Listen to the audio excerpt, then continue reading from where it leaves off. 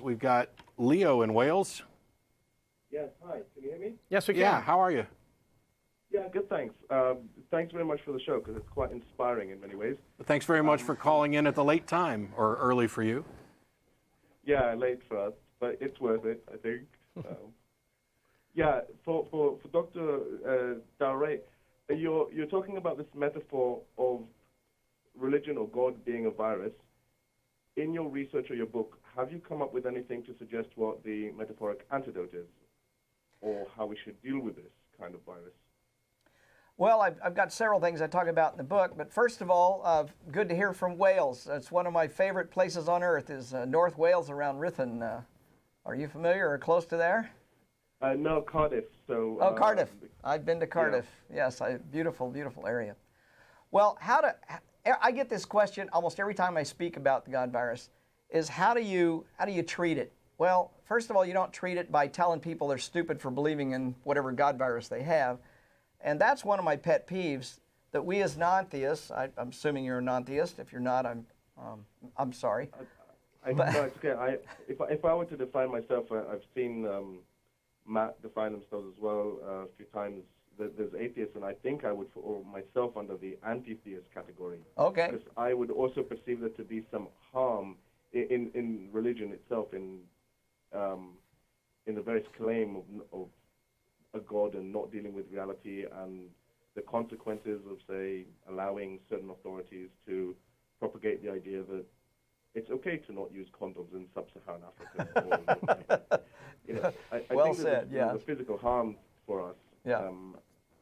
Well, answer to your question, though, how do you treat it? First of all, I don't think it's my duty on the face of this earth to treat other people for their God virus.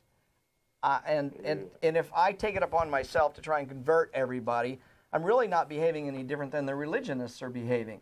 They try to convert me to their particular religion. I'm not trying to convert them to atheism. I'm trying to keep them out of my life and out of my politics. That I try to do. I try to raise my kids or whatever people I'm involved with to let them know where I stand, but it's not my job to convert the rest of the world. And I think when we get on our kick about we're here to convert you to think like we think, we're really not doing much different than the religionists are doing to us. I agree with you, but can I perhaps take a semantic view on this? You're absolutely right. It's not my job or your job or anyone's job to convert someone to atheism. But if their belief is actively harming our world, right, isn't there a point where we can actually stop and say, well, actually, no, we have a right to stand up and say what you believe should not follow the laws and legislations and moral conducts and behaviors. We should not tolerate it in our society. We should not allow you to impose those beliefs on us. I entirely agree, and I'm the first one out there to protest. And by the way, I'll be speaking to the Irish Atheist Convention in July, and they've got the new blasphemy laws, so I'd appreciate any donations to my bail fund if I could. But I agree. We need to be out there protecting our rights and asserting our rights. I have a bit of a concern, though, when we interact with people we're close to, like our brothers and sisters and friends and relatives. Is it our job to convert them, and how do we interact with them? And I actually spend several chapters towards the end of the book talking about, well, how do you interact with these people? And one of the lessons I try to convey in the book is that logic is not the answer. You cannot argue somebody out of their religion. So stop doing it. It just creates more discontent in the relationship. The focus should be, as we interact with people we love and care about, the focus should be more on how do I influence that person rather than how do I convert that person. Because in fact, they're trying to convert you. They want you to become a Christian or Episcopalian or a Pentecostal. I don't care if they convert to me. What I do care is they stay out of my business. Don't tell me who I can sleep with, when I can have sex, what I can eat, what is taught in my schools. I think people should not be imposing their religious viewpoint on me, and I'm very assertive about that. So I distinguish between the political, social world. Are we going to teach our kids that the world's 6,000 years old? That I'm concerned about, just like you are. But I'm also concerned about how do I relate to my family my friends, my neighbors? How do I influence them rather than convert them? And That makes sense. And sometimes there's nothing you can really do to control how the other people will respond. There is a distinction to be drawn between proselytizing, on the one hand, trying to convert someone openly, and the simple act of free and open discussion, criticism, debate, having a show like we have where you talk about the subject of religion, you talk about atheism, you offer alternatives to religion, people call, you argue with them over the phone. That's different. But the problem is, one thing that I think about, one of the defense mechanisms, if you will, of the God virus is it's very, very resistant even to that level of discourse, even that bit of inoculation. And this is why you hear, atheists, for example, Dawkins, if you listen to him talk and you read his books and you've seen him in person, yeah, he's a bit of a firebrand, but he's really, he's an English gentleman of the old school. But everywhere you hear Christians talking about him, he is apparently this rabid, frothing at the mouth, polemicist, angry, militant is the word that is often used. Apparently, in order to be militant and an atheist, all you have to do is write a book or have a blog. If you're religious and you want people to call you militant, you have to blow stuff up and shoot people. So there's a bit of a disconnect there. And all you can do is just try to present your ideas as rationally and as openly as you can, and make sure the other person knows that what you're doing is you're inviting discourse.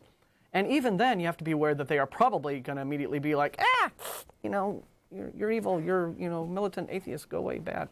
So they're going to respond to that, and I think that's probably the defense mechanisms of the virus kicking in. Absolutely, very much so. I would agree with you if I may, because I'm aware that I'm infringing on other people's time as well. But if I look at what Dawkins and Sam Harris are saying, especially when they talk about the circles around protection and the way they divvy up different types of religious people from the fanatic to the most liberal, I think what they're alluding to here is saying that, well, if you talk to someone and try to influence them, they automatically can step back and shift the goalpost into a more liberal position and distance themselves from the more fanatical position. And so you end up saying, well, look, your position is causing harm. And they say, well, that's not me, that's the fanatics. And you end up with I don't know how to tackle that. That's true. It's like trying to hold Jell-O in your hand. It just kind of squeezes out, doesn't it? Yes. And this is what I mean. If there is a way, another mechanism to deal with this so-called virus, metaphorically, then what's the procedure? I mean, okay, I understand that you're saying, well, we have to not get people's backs up and not deal with it maybe on the rational level and maybe not belittle the ideas. I know Tracy did a brilliant research about this a few episodes back about how atheists become atheists for the rational and religious people become religious for the emotive reasoning. So I can see that completely. I've encountered that before. But I'm not sure that solves the problem in the sense that it still enables someone to move on into somewhere more defensible from their position, which is more liberal, but they're still funding.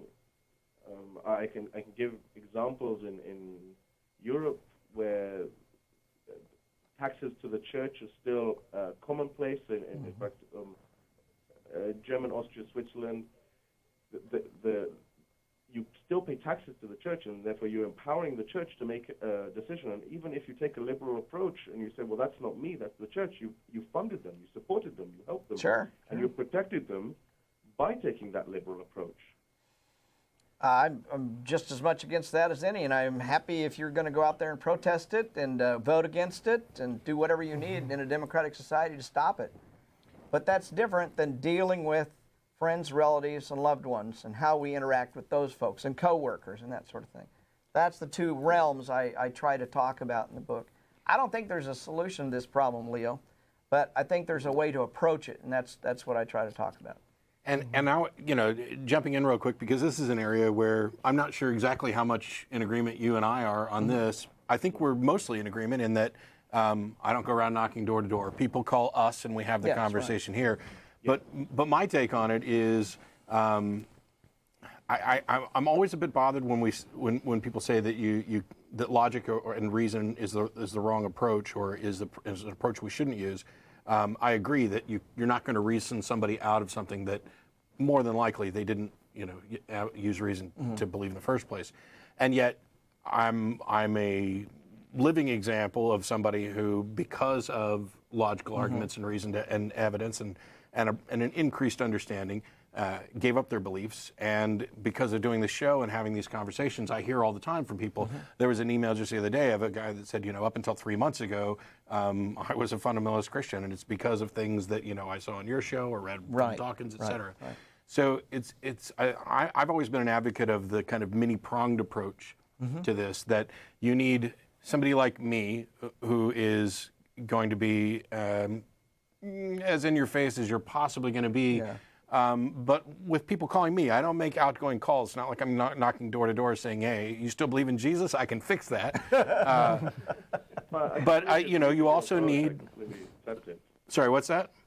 No, I said I completely agree and accept your approach. I think it's you've probably found the right balance of it. Yeah. I think the thing is that I completely agree with Darrel with respect to family members and things. Yeah. And I've been accused of being a hypocrite about this before. It's not that I don't care about my family members. I've had discussions with them, and we have come to an agreement that they know what my position is, and to some degree they understand my reasons. If they understood it entirely, I think they wouldn't be religious anymore. That's true. But and I understand what their position is, and we have kind of come to this agreement that for the sake of keeping the peace in the family, we're just not going to address these issues. Sure.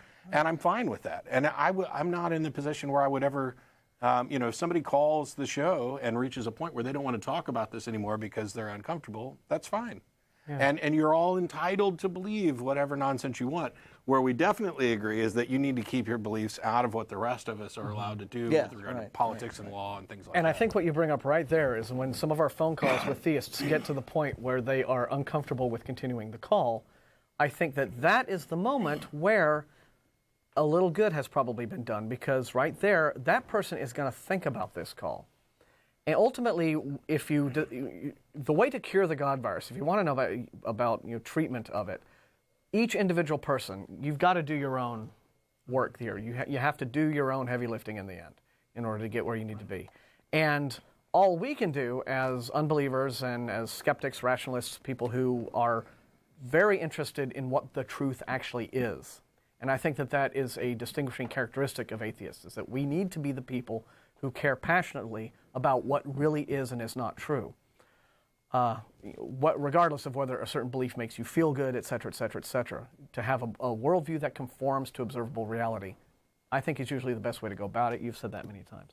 When you get into a discussion with a theist, and we do this on our phone calls many times, you'll hear sometimes these little pauses in their answers. And that's them thinking about this stuff. Mm-hmm. They may stick with it. They may not, they may rationalize their way out of it. They may, go back to their preacher and get some canned responses from the Answers in Genesis website or whatever.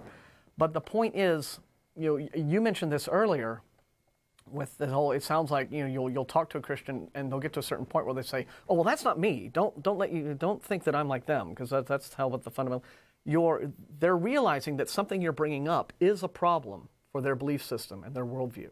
Mm-hmm. And they're responding to it nervously in that way because they know it's a problem. And so even if it seems like, well, they waffle, they backstep, they shift the goalposts, at least they're aware of something and they're thinking about it. And that's all you can do is plant that kernel, and then they have to do the rest of the work. They may never do the rest of the work, or they may. But Leo, thanks a lot for calling. I'm going to try and move this on, and just for the guys in the control room. Cheers. Thank you for the call. Very much. It's been great and to help. Hopefully I'll catch you some other time. Definitely.